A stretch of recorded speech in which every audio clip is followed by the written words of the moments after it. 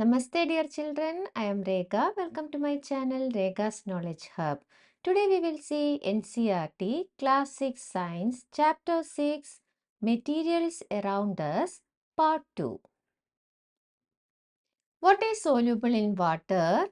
What is not? Gulan was sweating when he came home after playing in the evening. He was feeling tired and thirsty. Gulan's mother mixed a spoonful of sugar, a pinch of salt, and some lemon juice in a glass of water and offered him this shikanji lemonade to drink. Next, we will see what is soluble in water, what is not soluble in water. After playing, Gulan felt tired and thirsty. Then Gulan's mother mixed a spoonful of sugar, then a pinch of salt and some lemon juice in a glass of water and offered him to drink.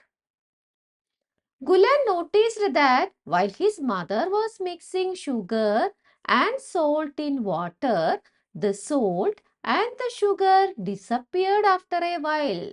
So while his mother was mixing sugar and salt in water, what happened to salt and sugar?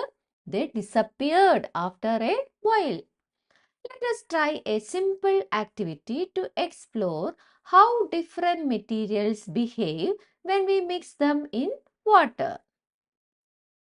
Let us explore. Collect small amounts of sugar, salt, chalk powder, sand and sawdust. Take 5 glass tumblers and fill them about 2/3 with water. Put a teaspoonful of sugar in the first glass tumbler, salt in the second one, chalk powder in the third, sand in the fourth, and sawdust in the fifth glass tumbler. So you collect small amounts of sugar, salt, chalk powder, sand, and sawdust. Take 5 glass tumblers, fill them about 2/3 with water. Then put a teaspoonful of sugar in the first glass tumbler, then salt in the second one, chalk powder in the third, sand in the fourth, and sawdust in the fifth glass tumbler. On stirring, predict what will happen in each case. Use a spoon to stir well the contents of each glass tumbler. Wait for a few minutes and watch what happens. Write down your observations in table 6.5. We have a table here mixing different materials in water. Material, then we have to write the prediction and observation. Prediction will disappear in water, will not disappear in water. Then observation disappears in water, does not disappear in water. See the first thing, sugar. Sugar, my prediction is it will disappear in water. What is observation? Disappears in water. Then what about salt? Will disappear in water. Then what is observation? Disappears in water. Chalk powder, what is the prediction? Will not disappear in water. Observation does not disappear in water. Then what about sand? Will not disappear in water. Then what is observation? Does not disappear in water. Then next one, sawdust. What's the prediction? Will not disappear in water. What is observation? Does not disappear in water. Then any other material, for example, oil. Will not disappear in water. What is observation? Does not disappear in water. You might have noticed that some materials completely disappear when mixed in water. We say that these materials dissolve in water, or in other words, they are soluble in water. So, some materials completely disappear when mixed in water. These materials dissolve in water, or they are soluble in water. Some materials do not mix with water and do not disappear even after we stir them for a long time. So, some materials do not mix with water. They do not disappear even after stirring for a long time. These materials are insoluble in water. Water plays an important role in the functioning of our body because it can dissolve a large number of materials. So, why water plays an important role in the functioning of our body? Because water can dissolve a large number of materials. Does everything you put in water disappear? No, not everything you put in water disappears. Some substances dissolve in water, for example, salt, sugar, etc. However, other substances like sand, rocks, and oil do not dissolve in water. They may float on the surface, they may sink to the bottom, or form a separate layer. These substances remain visible and do not disappear. So, whether something disappears in water depends on its solubility or the ability of the substance to dissolve in water. See this picture, we can see an example for soluble material, and also we can see an example of insoluble material. Case A, it is a soluble material in water. Case B, it is an insoluble material in water. Make your own ORS. What is ORS? ORS means oral rehydration solution. This is used to treat dehydration due to diarrhea or other illnesses. So we can make our own ORS. ORS means oral rehydration solution, and this solution is used to treat dehydration due to diarrhea or other illnesses.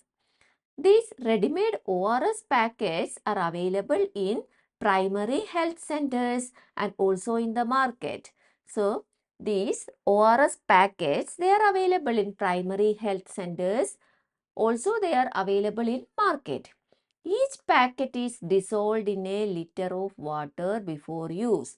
So, before use, each packet of ORS is dissolved in 1 liter of water.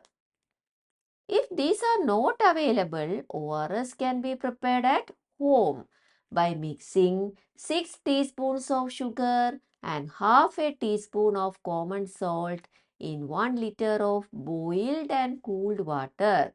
So, how do you prepare ORS solution at home? We can prepare ORS solution at home by mixing 6 teaspoons of sugar and half a teaspoon of common salt in 1 liter of boiled and cooled water.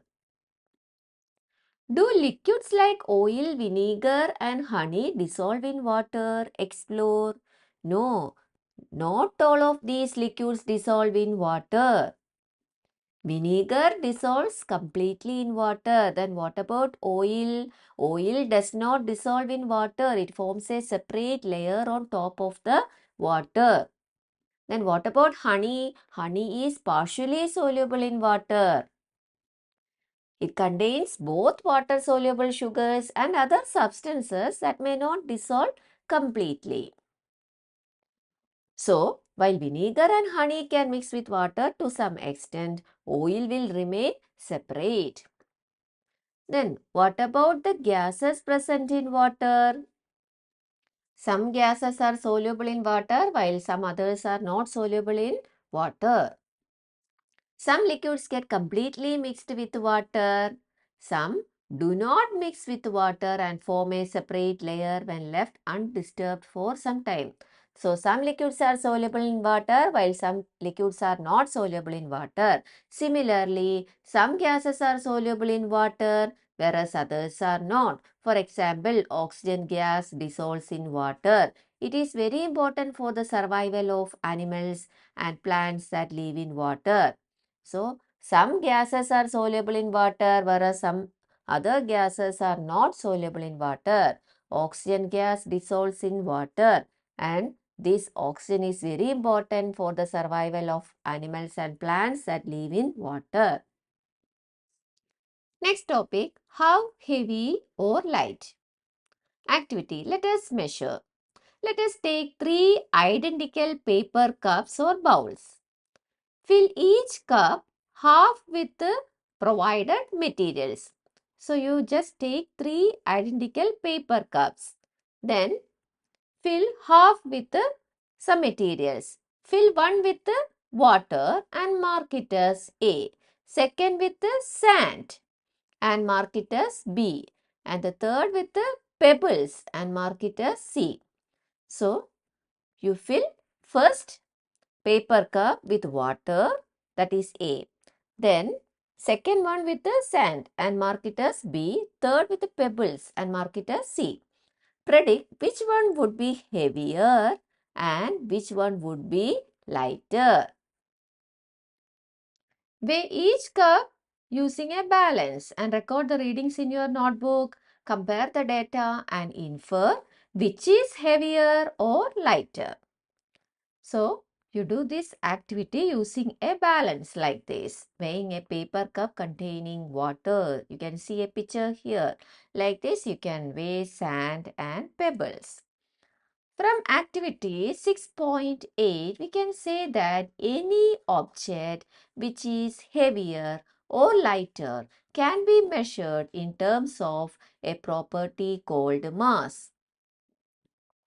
So, any object, whether it is heavier or lighter, can be measured in terms of a property called mass. Mass is a measure of the amount of matter in a substance.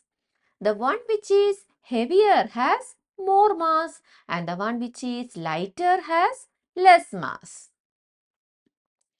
Weight is sometimes used in common language for mass as it is determined by weight. You will learn more about mass and weight and their relation in higher classes. See, mass is a measure of the amount of matter in an object. It remains constant regardless of the object's location. What about weight? Weight, on the other hand, is a measure of the force of gravity acting on an object. It can change depending on the strength of the gravitational field. Okay. Space and volume. Next day, Madam Vidya enters the class. All the students stand up to greet her. She reciprocates and deliberately says, "Please keep your bags on your seats and sit down."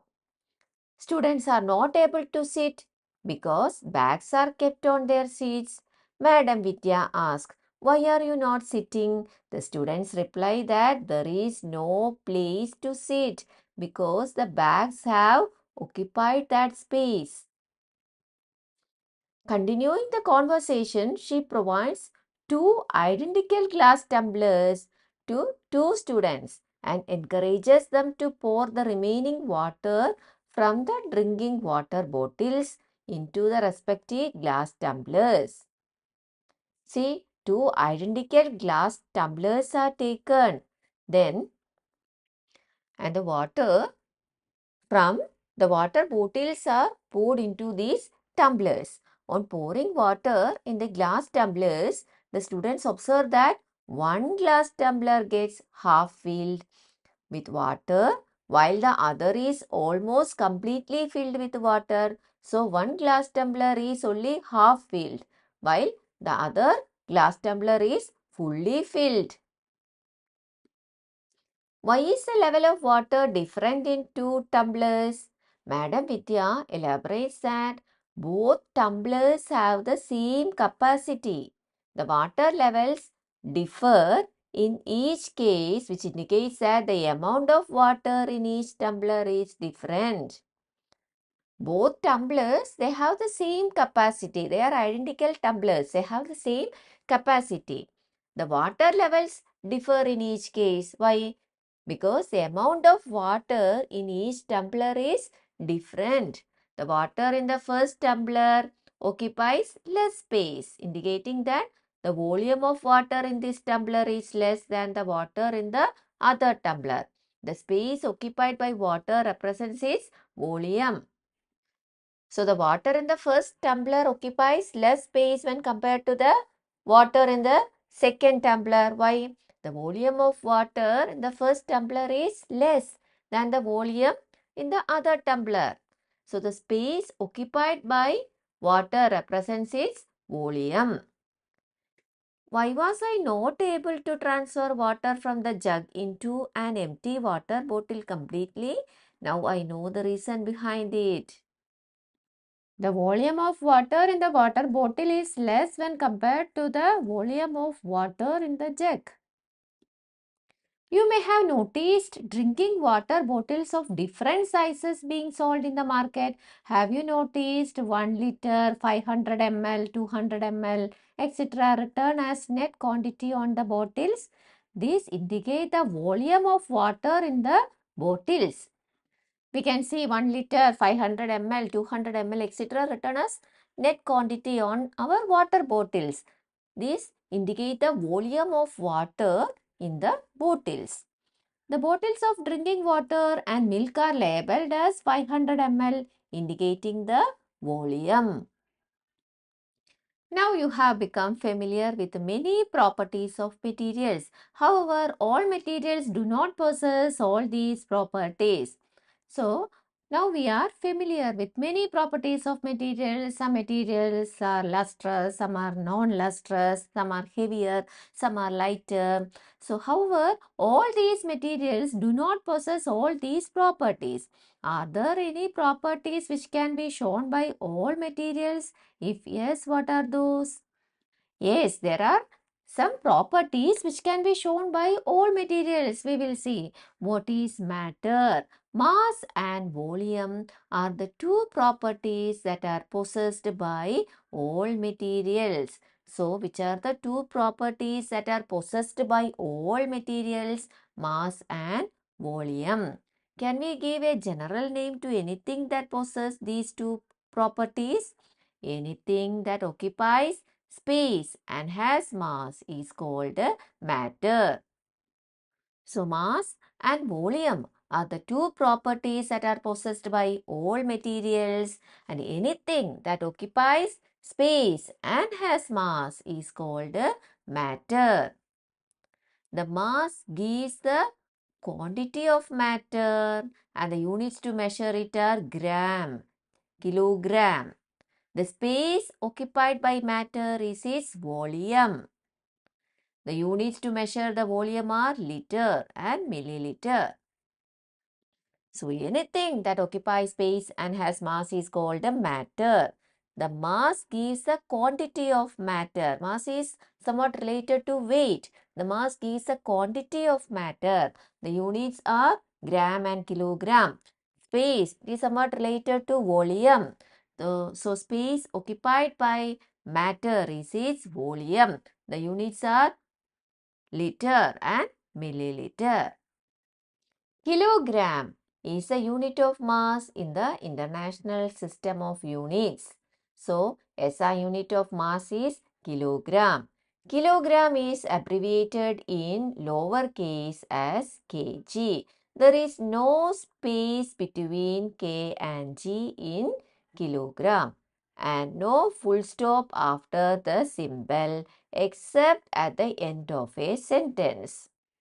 So, what is the SI unit of mass? It is kilogram. It is written as kg. Both letters are lowercase letters. There is no space between k and g and there is no full stop after the symbol except at the end of a sentence.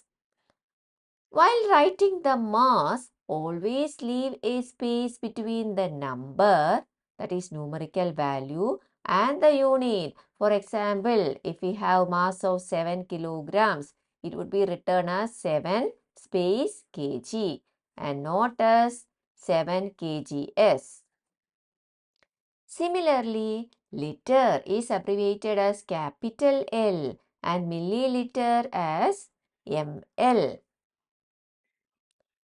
M is lowercase letter and L is uppercase letter in ml. There is no space between M and L in ml. For example, if you have 500 milliliters of water, it would be written as 500 space ml. M is small letter, L is capital letter. M will be in lowercase and L will be in uppercase. The SI unit for volume is cubic meter, abbreviated as meter cube. So, the SI unit for volume is meter cube.